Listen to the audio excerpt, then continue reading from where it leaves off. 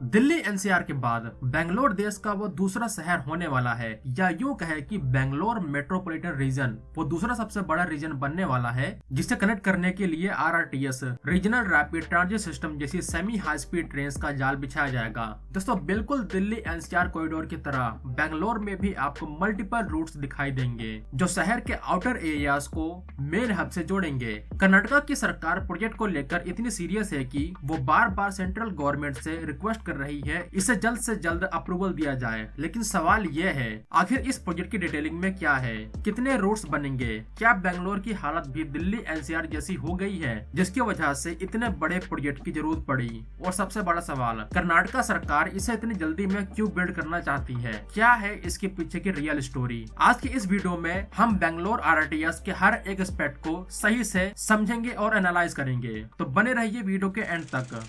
बेंगलोर सिर्फ एक शहर नहीं, ये एक ग्लोबल टेक हब है, लेकिन इस सक्सेस के साथ आई एक बड़ी मुसीबत, ओवर क्राउडिंग, कंजेशन और पोल्यूशन। बेंगलोर का विजन अब सिर्फ बीबीएमपी लिमिट्स तक नहीं रहा। कर्नाटका सरकार का ग्रैंड विजन है ग्रेटर बेंगलुरु बनाना। अभी हाल ही में आपने देखा होगा कर्नाटका की सरकार बेंगलोर के लिए कई सारे बड़े स्टेप्स उठा रही है, वो चाहे बिजनेस कॉरिडोर हो, नई आईटी सिटी हो, मल्टीपल सैटेलाइट टाउन्स को डेवलप करना हो, या फिर एशिया की सबसे लंबी टनल्स में से एक, जिसके ऊपर ऑलरेडी मैंने वीडियो बना रखी है। अब इस सरकार का एक और मास्टर प्लान सामने है, आरआरटीएस। सरकार चाहती है कि बेंगलोर के आसपास जो सैटेलाइट टाउन्स हैं, जैसे तुमाकुरु, दोदाबल्लापुर, चिक्काबल्लापुर, कोलार, होसूर और रमानागारा, इनको बेंगलोर से इस तरह जोड़ा जाए कि लोग वहां रहकर बेंगलोर सेंट्रल एरिया में काम करने आ सके और उनको ज्यादा दूरी महसूस न हो। इससे क्राउड मैनेज रहेगा। जैसे अभी दिल्ली एनसीआर की प्लानिंग है, इन सैटेलाइट टाउन्स को नॉलेज सिटी और इंडस्ट्रियल हब्स के रूप में डेवलप किया जा रहा है।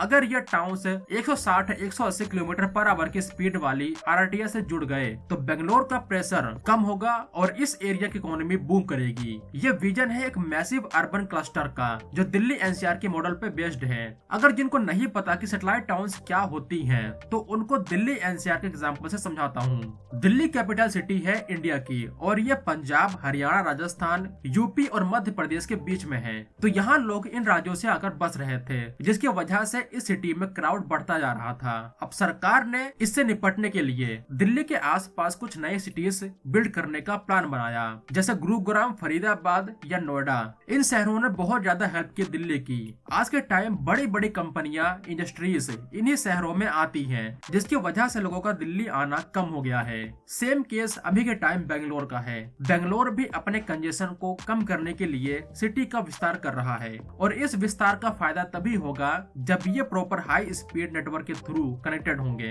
अब बात करते हैं सबसे कड़वे सच की, क्या सच में बेंगलोर की जरूरत दिल्ली एनसीआर जैसी ही है? जवाब है हाँ, और शायद उससे भी ज्यादा क्रिटिकल। दिल्ली एनसीआर में वाइड रोड्स हैं, लेकिन बेंगलोर के ज्योग्राफी और अनप्लान्ड ग्रोथ की वजह से यहाँ के रोड्स सैचुरेटेड हो चुके हैं। बेंगलोर दुनिया के टॉप मोस्ट कंजेस्टेड सिटीज में आता है। एक नॉर्मल ऑफिस वर्कर अपने दिन के 2 से 3 घंटे सिर्फ ट्रैफिक में बिता देता है। लोग अब शहर से 40-50 किलोमीटर दूर रहना चाहते हैं, सस्ते घरों में, जहां क्राउड कम हो। लेकिन अभी कम्यूट इम्पॉसिबल है। अभी के time most of the MNCs Bangalore city के अंदर ही मिलेंगी, तो इतनी दूर कम्यूट करने का कोई फास्ट मोड नहीं है। इसीलिए अभी जो लोग मन भी बना रहे हैं कोर सिटी से दूर रहने का, उनके लिए ये ऑप्शन पॉसिबल नहीं हो पा रहा। दिल्ली ने सीखा कि सिर्फ मेट्रो काफी नहीं है, मेट्रो सिटी के अंदर के लिए है, यानी इंटरसिटी।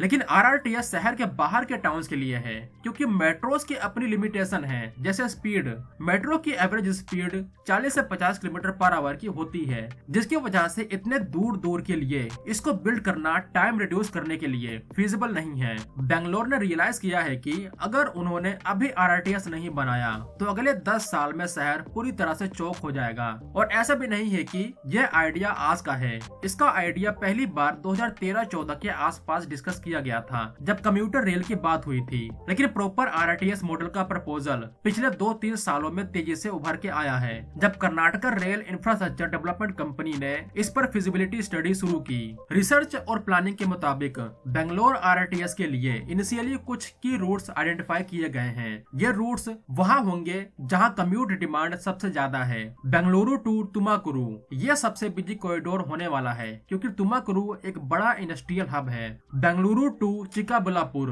ये कॉरिडोर केम्पेगौड़ा इंटरनेशनल एयरपोर्ट के पास से गुजरेगा, जो इसे स्ट्रेटेजिक बनाता है। Route number 3 Bengaluru to Ramanagaram Mysuru. इस रूट पर पहले से ही काफी मूवमेंट है, RRTS इसे ट्रांसफॉर्म कर देगा। Route number 4 Bengaluru to Hosur. ये इंटर स्टेट कनेक्टिविटी होगी जो तमिलनाडु के मैन्युफैक्चरिंग हब को बेंगलोर के टेक हब से जोड़ेगी। इन ट्रेन की design speed 180 kilometre per hour की होगी और ऑपरेशनल स्पीड लगभग 160 किलोमीटर पर आवर की, सेम जैसे अभी के टाइम दिल्ली NCR के RRTS की है। फ्रीक्वेंसी हर 15 से 20 मिनट में एक ट्रेन, जो RRTS जैसी सेमी हाई स्पीड ट्रेन के लिए परफेक्ट है।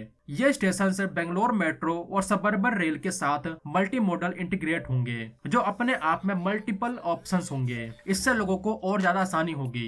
अब आते हैं सबसे बड़े पॉइंट पर, कर्नाटका सरकार इस प्रोजेक्ट के लिए इतनी डेस्परेट क्यों है? वो क्यों बार बार central government ministry of railway के दरवाजे खटखटा रही है? इसके 3 बड़े रीजन है। पहला, इकोनॉमिक स्टेगनेशन का डर। अगर ट्रैफिक की वजह से कंपनीज जैसे गूगल, अमेजोन, इन्फोसिस बेंगलोर छोड़कर हैदराबाद या पुणे शिफ्ट होने लगी तो कर्नाटका को हर साल बिलियंस का नुकसान होगा। RRTS उन्हें रोकने का एक इंफ्रास्ट्रक्चर शील्ड है और ये सिटी के विस्तार में एक बड़ी भूमिका निभाएगा। दूसरा है इलेक्शंस और प्रोमिसेस। हर सरकार चाहती है कि वो नेक्स्ट बिग थिंग डिलीवर करे। कर्नाटका की गवर्नमेंट इसे अपनी लेगेसी प्रोजेक्ट बनाना चाहती है ताकि वो इलेक्शन में किया हुआ वादा पूरा कर सके जनता के पास जाने से पहले। और लास्ट है suburban rail versus RRTS conflict.